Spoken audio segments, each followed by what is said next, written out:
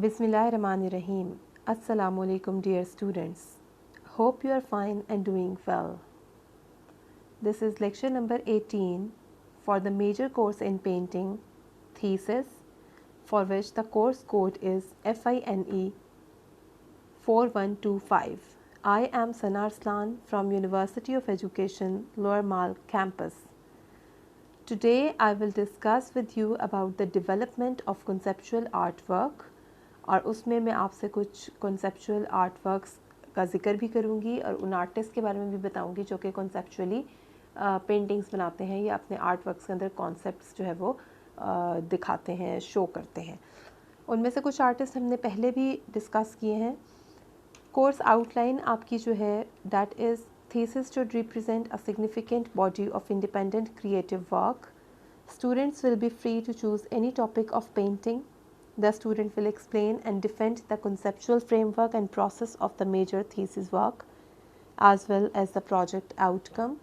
तो आप जो भी conceptual framework तैयार करेंगे आपने उसको explain भी करना है और उसे defend भी करना है. And you have to tell about the project outcome also. Conceptual framework जिस पे आप वर्क कर रहे हैं, it includes the conceptual paintings or art pieces, use of relevant material, आपका जो भी material है आप बोर्ड पे काम कर रहे हैं, कैनवस पे कर रहे हैं, जो भी आपका relevant material है उससे related आप अपने concepts जो है वो शो करेंगे अपनी paintings, अपने artworks के through. Explanation and defend of conceptual artwork, फिर आप उनको defend भी करेंगे और explain भी करेंगे. कंटेम्प्रेरी चंद आर्टिस्ट जिनमें से कुछ का मैंने आपसे पहले भी जिक्र किया और फर्दर भी मैं आपसे जो है वो उनके काम के बारे में जो है वो एलाबोरेट करूँगी। हमामुल जी, राशिद राना, अब्दुल्ला सईद, नाइज़ा एज खान, सैयदा फरीदा बतूल, आमिर हबीब, अरूसा नाजराना, सज्जाद अहमद, मुजम्मिल रुहील, सारा Ahmad Mumtaz. Significance of their artworks. These Pakistani artists express their experience of the country's diverse social and cultural landscape in varied and fascinating way. तो एक बहुत ही fascinating तरीके से बहुत ही वैरायटी को रिप्रेजेंट करते हुए इन आर्टिस्ट ने जो है वो अपना काम रिप्रेजेंट किया है और ये हमारे सोशल और कल्चरल लैंडस्केप को भी बहुत डिफरेंट तरीक़ों से पोर्ट्रे करता है। उसके बारे में जो है वो आर्टिस्ट का जो एक्सपीरियंस है उसको एक्सप्लोर करता है, उसको रिप्रेजेंट करता है। The fresh innovative works have attracted a great deal of international interest also. Today I will discuss with you about the works of Farida Batool and Aamir Habib. In the previous lectures I have discussed the works of Aamir Habib. In the previous lectures I have discussed with you about the works of Humamulji, Rashid Rana, Abdullah Said, Naiza H. Khan, and today I will discuss the works of Sayyida Farida Batool and Aamir Habib. Farida Batool, and you can see the artwork on your screens. What a different style of representing the thoughts. What a thought-provoking work of art it is.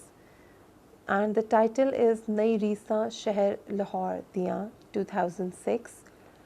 Farida Batool, artist and art historian है, writes on different aspects of fine arts for journals. वो journals में लिखती हैं, different aspects of fine arts को explore करती हैं.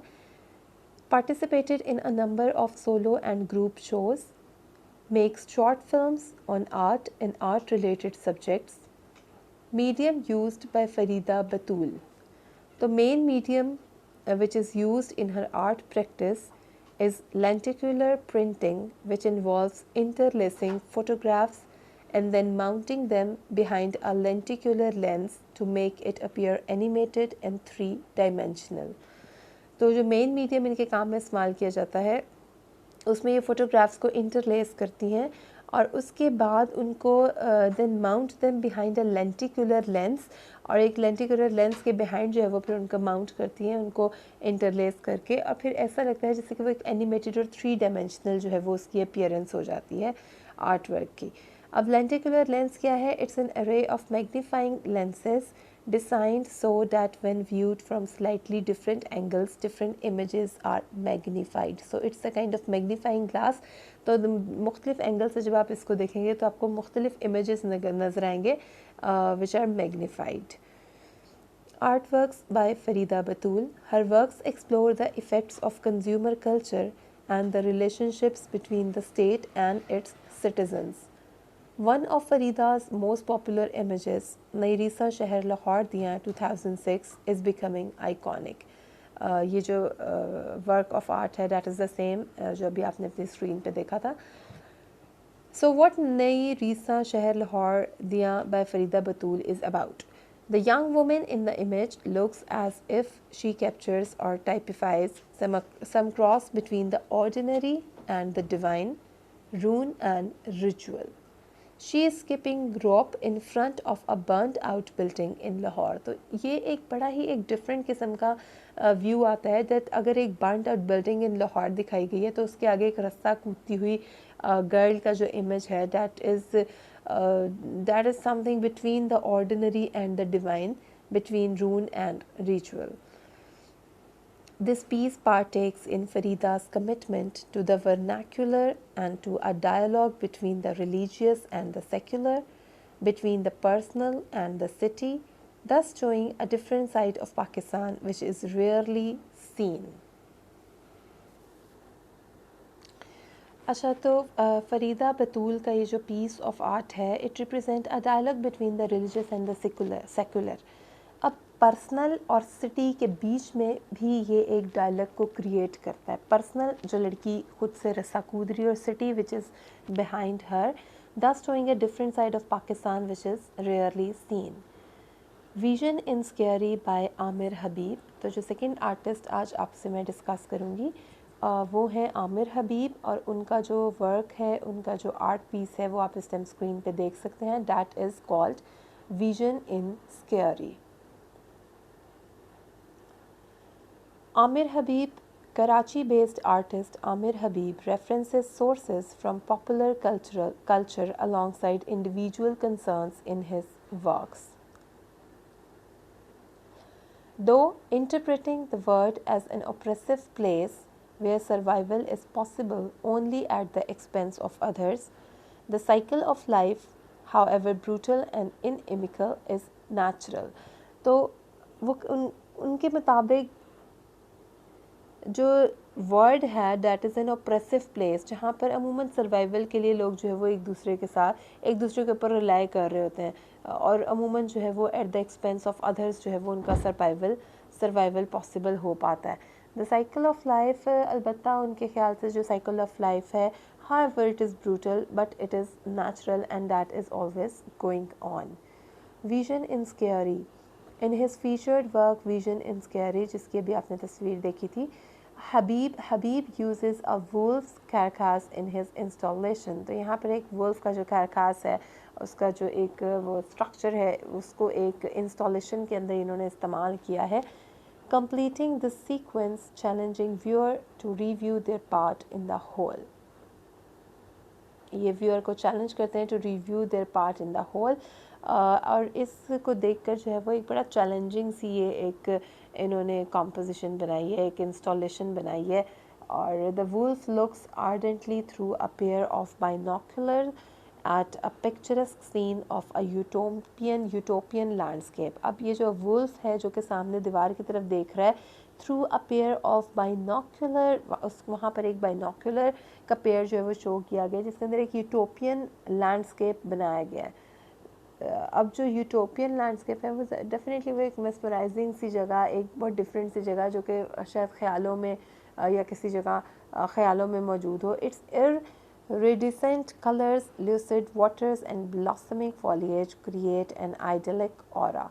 तो उसके अंदर जो भी कलर्स इस्तेमाल किए गए हैं, जो भी फॉलिएज और वाटर को बनाया गया, उससे एक ऑरा सा क्रिएट हो जाता है, उससे एक बहुत डिफरेंट काइंड ऑफ सिचुएशन, एक मेस्मराइजिंग सी सिचुएशन क्रिएट होती नज़र आती है पिक्चर सीन के अंदर. In literature, visual imagery and colloquial language, animals are often used to symbolize specific human characteristics or vice versa.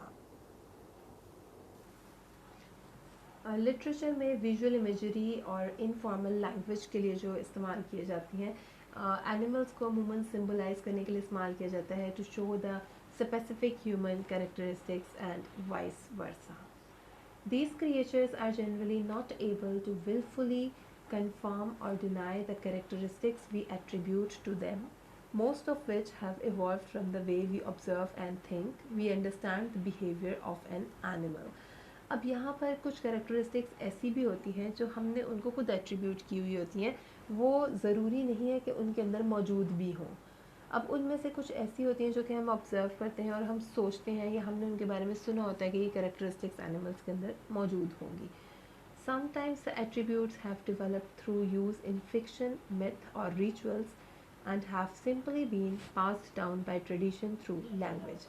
Sometimes ऐसा भी होता है कि जो एट्रीब्यूट्स हैं जो हमने इनके बारे में सोचा होता है कि ये किस तरह से हैं, इनकी क्या कैरेक्टरिस्टिक्स हैं, वो किसी फिक्शन या किसी मिथ या किसी रिचुअल के थ्रू हम तक पहुंची होती हैं और अमूमन लैंग्वेज के ज़रिए जो है वो ये ट्रेडिशन पास डाउन होता जाता है और नस्ल दर नस्ल जो है वो ये एक मिथ जो है वो चलना शुरू हो जाती है कि किसी भी जानवर की क्या कैरेक्टरिस्टिक होंगी.